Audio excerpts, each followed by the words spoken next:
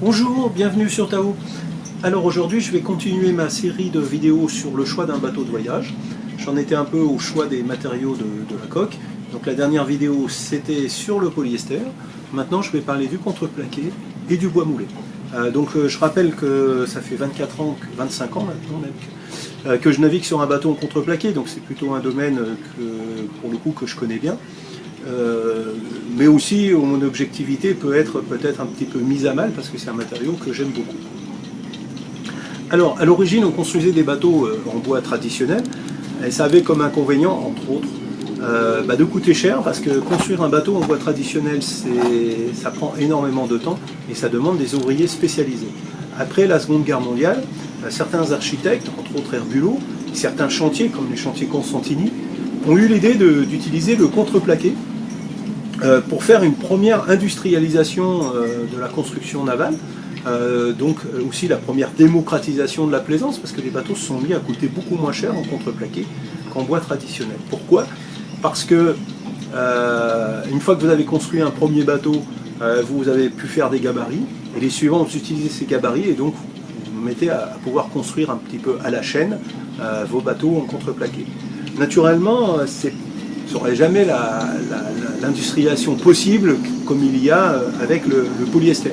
Le polyester, c'est vraiment la méthode de construction qui pousse au maximum l'industrialisation et qui pousse au maximum la rentabilité. Il y aura toujours beaucoup plus de main-d'œuvre dans un bateau en contreplaqué qu'un bateau en polyester, et une main-d'œuvre qui a besoin d'être plus qualifiée dans un bateau en contreplaqué qu'un bateau en polyester.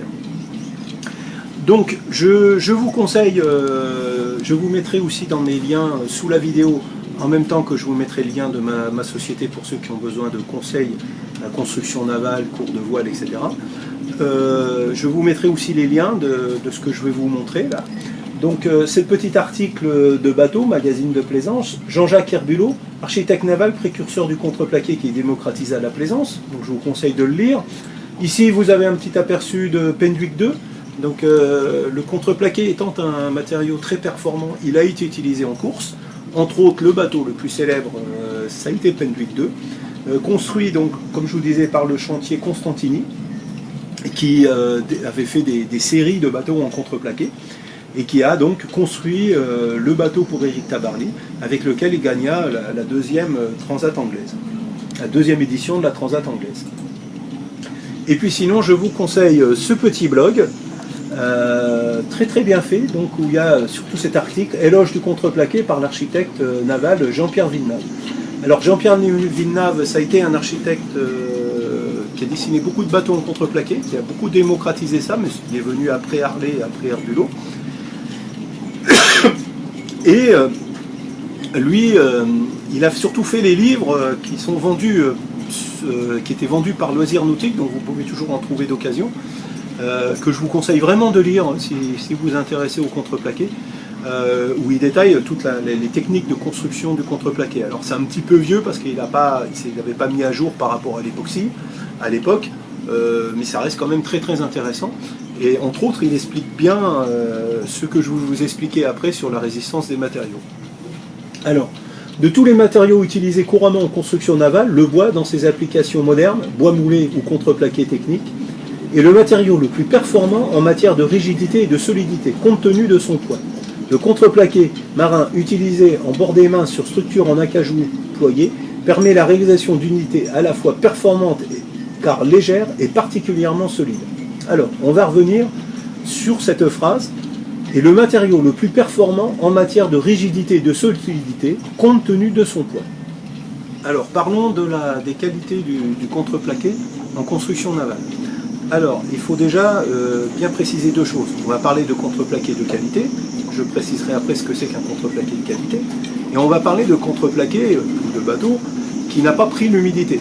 Dès qu'un contreplaqué il prend de l'humidité, il a tendance à perdre ses propriétés mécaniques. Alors, un bateau, quelles sont les contraintes qu'il subit? Il subit un énorme point de compression au niveau du mât, et au niveau de la coque, il subit des contraintes qui sont en diagonale.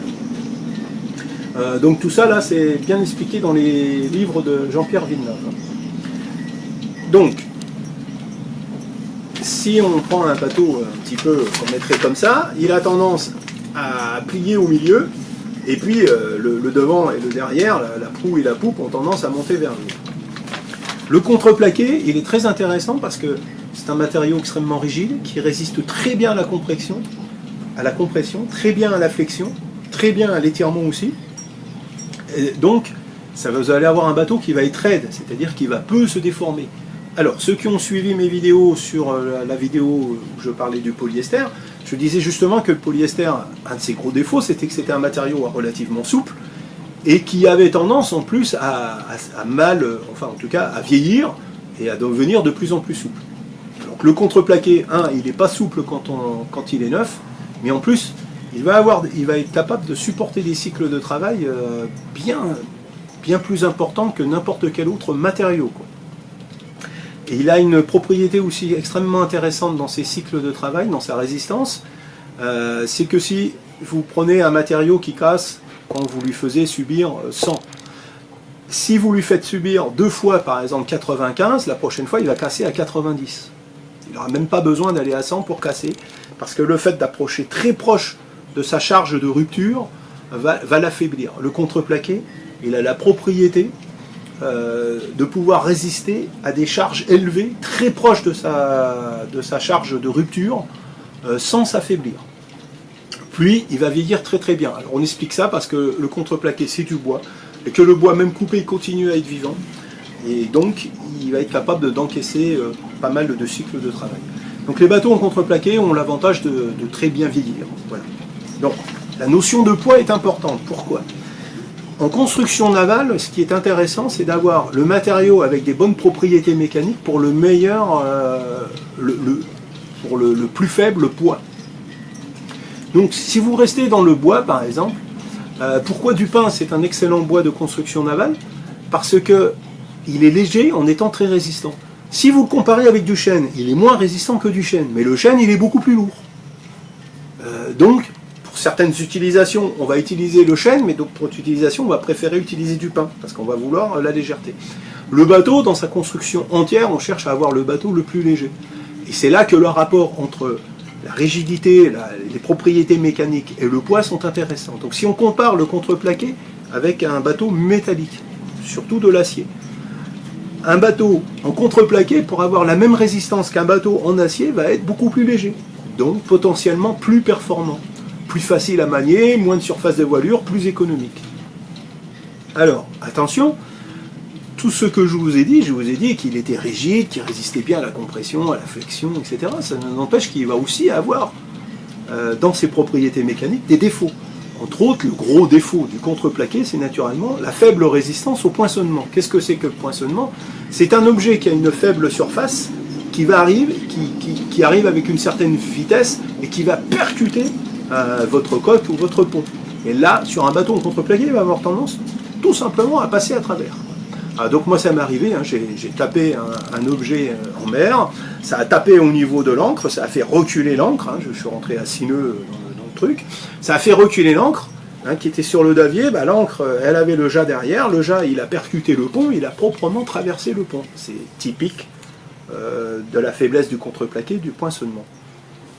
Un moyen de gommer ce défaut de poinçonnement et de encore plus améliorer la résistance du contreplaqué, c'est de faire une stratification époxy avec de la fibre de verre à l'intérieur et à l'extérieur du bateau.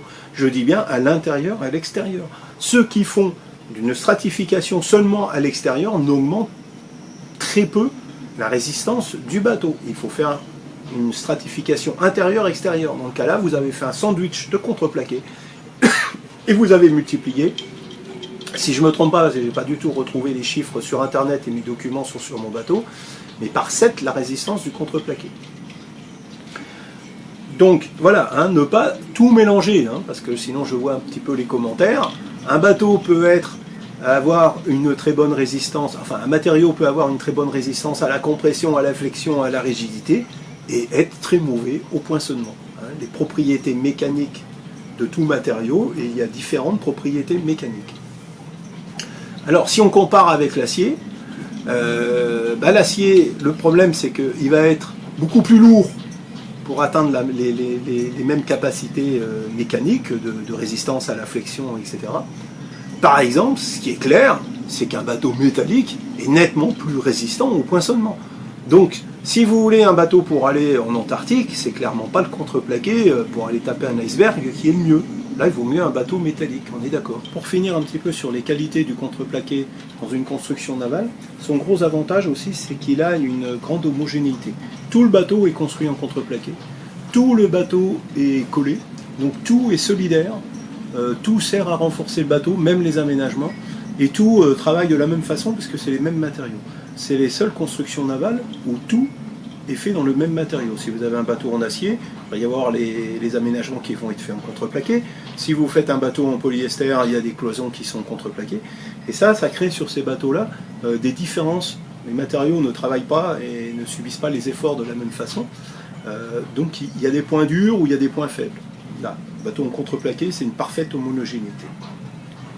Alors, maintenant, quels sont un petit peu les avantages au bateau en contreplaqué, mais de façon un peu plus générale, c'est que moi je trouve que c'est un matériau qui est quand même assez facile à travailler. Donc c'est plus technique que le polyester, on est d'accord, hein, le polyester c'est vraiment son grande qualité, c'est sa facilité d'entretien. Le bateau en contreplaqué va être plus difficile, mais moi je trouve que c'est quand même un matériau qui est plus facile que l'acier et que l'aluminium. Le bois c'est moins lourd, etc. C'est plus sympa à travailler, ça nécessite moins d'efforts physiques, ça nécessite des outils que je trouve plus sympathiques. Je préfère travailler avec une scie sauteuse qu'avec une grignoteuse, j'aime pas la soudure, etc. Naturellement, quelqu'un qui est chaudronnier va tout à fait penser différemment de moi. Alors, je reviendrai sur l'époxy tout à l'heure, parce que l'époxy il a vraiment révolutionné l'entretien, la construction et l'entretien du bateau, mais dans la facilité d'entretien des bateaux en contreplaqué, nous sommes en 2025, l'époxy a totalement révolutionné et a grandement facilité l'entretien des bateaux en contreplaqué. Alors, écologique, normalement, quand vous construisez un bateau en bois, en contreplaqué, c'est comme quand vous construisez une maison en bois, vous avez un bilan carbone qui est positif, hein. Mais ça c'est à mettre entre guillemets, parce que malheureusement l'industrie du bois n'est pas du tout écologique, elle fait des massacres partout, voilà, donc en plus souvent dans les bateaux on utilise beaucoup de bois exotique, ce qui est à mon avis une erreur, hein. Il y a plein de bons bois locaux, voilà, moi j'essaye maintenant de me servir que de bois locaux dans mon bateau, mais voilà, mon bateau est construit en acajou et tout, bon voilà, on va massacrer des forêts, pour faire ça c'est quand même vraiment pas du tout génial, quoi. Alors, le bateau en contreplaqué, c'est un bateau qui est adapté à la construction amateur. Donc, qui dit construction amateur dit bateau pas classique, il n'est pas obligatoirement fait comme un Beneteau. Vous voyez tout de suite la différence. Donc, ceux qui aiment les bateaux un peu atypiques, avec des intérieurs un peu sympas, disons pas classiques, vous allez apprécier. Vous pouvez en plus faire dessiner votre bateau et vous le construire vous-même, et là vous allez avoir exactement ce que vous voulez. Moi j'adore les intérieurs des bateaux en contreplaqué, parce que vous pouvez, c'est souvent assez lumineux, parce que vous peignez le contreplaqué en blanc ou en d'autres couleurs, hein, d'ailleurs si vous aimez, et puis vous pouvez laisser les barreaux en vernis, il y a différents bois, ça fait différentes teintes dans le vernis, etc. Moi je trouve ça très beau, enfin, c'est mon avis personnel. Je vous mettrai au montage là, des photos de Tao de l'intérieur. Voilà. Alors, passons maintenant aux inconvénients. Alors, il y a le prix du contreplaqué marine et la qualité du contreplaqué marine. Quand vous allez dans des magasins classiques comme Leroy Merlin, etc., ils vous vendent du contreplaqué CTBX, c'est-à-dire du contreplaqué extérieur, qu'ils ont malheureusement, qu'ils appellent souvent du contreplaqué marine, alors que ce n'est pas du contreplaqué marine. Le contreplaqué marine, c'est une norme très particulière. Il y a peu de magasins qui en vendent, donc en France je connais surtout Charles, et il diffère du CTBX par 2 points. La qualité de la colle, donc le contreplaqué marine, la colle est de bien meilleure qualité, et le nombre de plis. Le nombre de plis c'est important parce que plus un contreplaqué il a de plis, plus il a des résistances mécaniques. Moins il a de plis, moins il est résistant mécaniquement. Donc, un contreplaqué marine, la norme classique, c'est par exemple 12 mm d'épaisseur. Donc la coque de Tao, c'est 12 mm d'épaisseur, c'est 9 plis de contreplaqué. Du CTBX, ça va être 10 mm. 10 mm, c'est 5 plis de contreplaqué. Le contreplaqué marine, il se décline aussi en 2 versions, de l'hydro et entre guillemets du classique. Le classique, c'est vous avez un arbre qui est comme ça, il tourne sur son axe et il est découpé en rond, c'est-à-dire c'est une lame qui vient se mettre, le tronc il tourne comme ça, et ça déroule une fine lamelle de bois. Et puis après, on aplatit ces lamelles de bois, parce qu'elles ont tendance à être en rond, hein, puisqu'elles sont faites dans le rond de l'arbre, on les aplatit, on met un autre pli avec de la colle, et on presse. L'hydro, c'est pas comme ça, on tranche l'arbre, on tranche l'arbre comme si vous faisiez de la planche, ou que vous faites de la planche qui fait moins d'1 millimètre d'épaisseur, ou 1 millimètre d'épaisseur, et puis vous faites à nouveau du contreplaqué. L'hydro a 25 à 30% de solidité, de propriété mécanique supérieure au contreplaqué normal, parce que les fibres n'ont pas été tranchées. Et puis après, il va y avoir aussi des différences dans le choix du bois qu'on va utiliser. Mais ça perd un petit peu de son importance maintenant avec l'époxy. Et puis bon, on a de plus en plus de mal à trouver certains bois.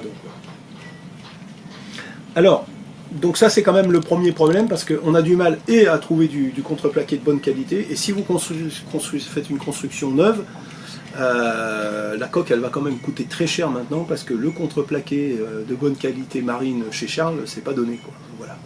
Et si vous réparez, c'est aussi, avec ce contreplaqué, c'est pas donné. Donc si vous êtes obligé, comme moi, à des moments de faire des réparations, ou moi j'ai fait la jupe de Tao, c'est du CTBX que j'ai mis. Par exemple, là, il faut quand même vraiment faire attention de prendre du CTBX de bonne qualité. N'essayez pas d'aller l'acheter. Enfin, moi je l'avais acheté une fois chez Brico Dépôt, je vous explique pas, quand je coupais, il y avait carrément des manques à l'intérieur, etc. Donc essayez de trouver quand même un contreplaqué CTBX de très bonne qualité. Voilà, qui est bien fait, et puis dans le cas là vous le stratez intérieur-extérieur pour être certain qu'il ne va jamais prendre l'humidité, et puis pour augmenter sa résistance, parce que vous n'avez pas la résistance d'un contreplaqué classique. Alors l'entretien d'un bateau en bois, d'un bateau en contreplaqué est plus technique que d'autres matériaux, particulièrement que le polyester. Alors par rapport à l'acier, ça se discuterait. Moi je trouve l'entretien d'un bateau en contreplaqué plus facile que de l'acier, malgré la réputation que ça a. Je pourrais en discuter avec vous dans la vidéo, si je fais une vidéo un jour sur l'acier. Mais par rapport au polyester, il n'y a pas photo. Voilà. C'est un peu une gageure quand même de tenir un bateau en contreplaqué à l'abri de l'humidité, parce que je vous ai dit qu'il fallait absolument que le bateau ne prenne pas l'humidité, sinon il n'y a plus du tout les propriétés mécaniques. C'est quand même une gageure pour un truc qui est dans l'eau. Donc ça veut dire qu'il faut être précautionneux sur l'entretien, il faut le faire au fur et à mesure, il ne faut pas laisser se dégrader les choses. Les bateaux en contreplaqué adorent l'eau de mer, on n'adore pas l'eau douce. Donc faire attention au pont, les bateaux en contreplaqué pourrissent par le pont, donc tout ce qui est pièces d'accastillage, etc. Évitez le plus possible de faire des trous, d'en faire le moins possible. Quand vous faites le moins de trous, il faut le peindre d'époxy, etc. avant de mettre la pièce d'accastillage. Donc il est vrai, je crois que j'ai oublié de le préciser dans les avantages, il est vrai que c'est très facile de mettre de l'accastillage dans un bateau en contreplaqué, parce que le bateau est extrêmement solide de partout, donc vous voulez mettre une nouvelle cadène, vous faites les trous, vous fixez la cadène, vous mettez une contreplaque au-dessus, en dessous, il n'y a aucun problème de solidité, vous n'avez pas besoin de renforcer plus, mais il faut faire attention que ça ne prenne pas l'eau. Voilà. Donc ça c'est quand même vraiment une gageure, quoi. Et particulièrement, comme je vous dis, vraiment je le redis parce que c'est vraiment important, toutes les pièces d'accastillage, les chandeliers, les mains courantes, etc. Évitez le plus possible de mettre des vis, des boulons, etc. Et faites le plus de collage, de choses comme ça. Le bois moulé, qu'est-ce qu'on peut dire sur le bois moulé?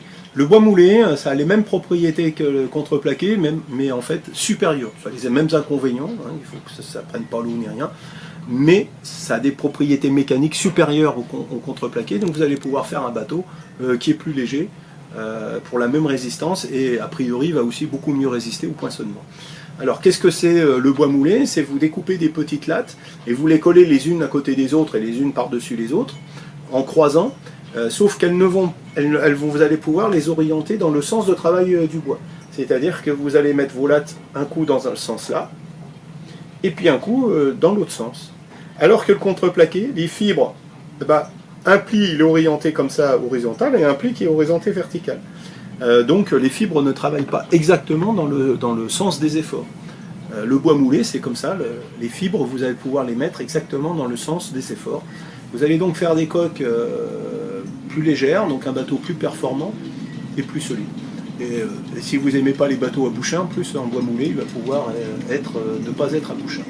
Donc il y a quand même un bateau en bois moulé qui a été en Antarctique, hein, c'est les Damiens, hein, avec lequel ils ont vécu pas mal d'aventures. Donc ça fait vraiment des bateaux qui peuvent être très solides. En conclusion, qu'est-ce que je dirais? Qu'est-ce que je dis un petit peu à mes clients quand j'ai des clients qui me demandent si un bateau en contreplaqué est pertinent pour eux? Alors déjà, je leur explique qu'il y a un avant et un après époxy. Si vous achetez des bateaux qui ont été construits jusque dans les années 80, en règle générale, ils ont été construits avec une colle qui s'appelle la résorcine. Alors la résorcine, c'est une très bonne colle, mais elle est quand même elle est plus difficile à mettre en œuvre que le contreplaqué. Et surtout, le contreplaqué, elle est plus difficile à mettre en œuvre que l'époxy. Et surtout, l'époxy, il a l'avantage de ne pas être qu'une colle. L'époxy, c'est une colle, c'est un mastic et c'est une peinture. La résorcine, ce n'est qu'une colle.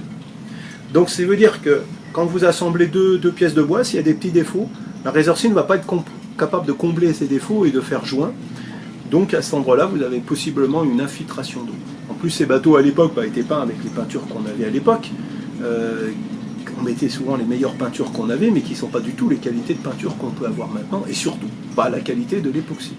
Donc moi, par exemple, Tao, c'est un bateau qui est peint, hein, qui n'est pas stratifié. J'ai juste stratifié les bouchins et les trappes.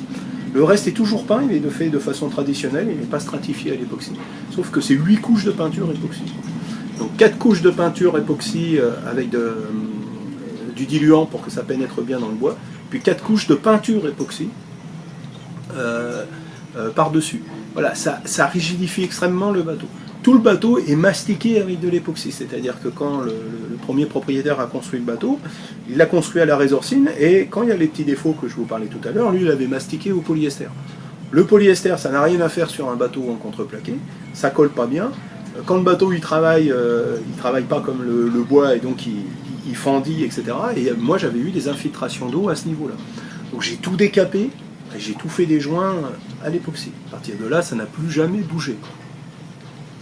Voilà, donc si vous achetez un bateau qui a été construit à l'époque de la résorcine, qui n'a pas été construit à l'époxy, qui n'a pas été peint d'entrée de jeu à l'époxy, vous avez potentiellement des problèmes. Après, il peut avoir été rénové, attention, il y a plein de gens qui ont rénové des bateaux, qui ont redonné une deuxième jeunesse, parce que ça c'est un avantage aussi du bateau en contreplaqué, c'est que vous pouvez changer des bordées, vous pouvez changer des morceaux, vous pouvez vraiment faire des réfections. Mais voilà, à savoir, est-ce que vous achetez un bateau qui est dans son jus d'origine, ou est-ce que vous achetez un bateau qui a été refait? Et si c'est dans son jus d'origine, attention, vraiment, attention, attention, quoi. Et il y a de fortes chances qu'il y aura des endroits des problèmes. Particulièrement les puits de dérive et au niveau des ponts. Tout ce qui est les bateaux en bois en contreplaqué pourrissent par le niveau des ponts, parce qu'il y a des infiltrations d'eau, chandeliers, etc., etc. Si au contraire, vous pouvez vous acheter un bateau qui a été construit plus tardivement, donc qui est plus récent et qui a été construit avec de l'époxy d'entrée de jeu et traité avec de l'époxy puis après peint avec une polyuréthane, et ben là vous avez potentiellement un bateau qui a eu une mise en œuvre beaucoup plus de meilleure qualité et qui va beaucoup mieux vieillir. L'autre inconvénient qui va quand même rester, c'est que les bateaux en contreplaqué, ça a été beaucoup fabriqué à une époque par les unités amateurs, que maintenant il y a quasiment plus de chantiers qui le font. Il y a bon, moi en France je connais le chantier qui fabrique les RM.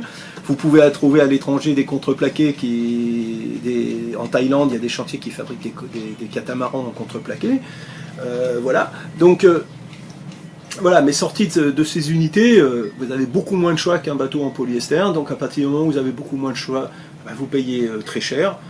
Donc c'est quand même l'inconvénient du bateau en contreplaqué. C'est un prix élevé, il faut trouver plutôt une construction récente, et il est vraiment conseillé que vous y connaissiez un minimum en contreplaqué, en bois, et que vous aimiez travailler ce matériau. Sinon, il vaut mieux rester sur du polyester, vous aurez beaucoup plus de choix. Vous trouverez facilement des professionnels aussi pour l'entretenir, parce que dans le contreplaqué, c'est extrêmement difficile de trouver des professionnels pour l'entretenir. Alors je coupe la vidéo au montage parce que J'ai oublié un petit détail, le contreplaqué, c'est vraiment un matériau intéressant pour les catamarans. Comme je l'ai déjà précisé dans d'autres vidéos, les catamarans subissent beaucoup plus d'efforts qu'un monocoque, donc un matériau beaucoup plus résistant que le polyester est vraiment très adapté. D'ailleurs, en Thaïlande, ils fabriquent des magnifiques catamarans. J'ai eu l'occasion une fois de naviguer dessus, c'était vraiment un très bon bateau et très performant. D'ailleurs, Gabar là, va arrêter la course et apparemment il part faire un tour du monde avec un catamaran qui se trouve être un bateau en contreplaqué justement. Voilà, c'est la fin de cette vidéo. Je vous souhaite be safe et puis à la prochaine pour d'autres vidéos.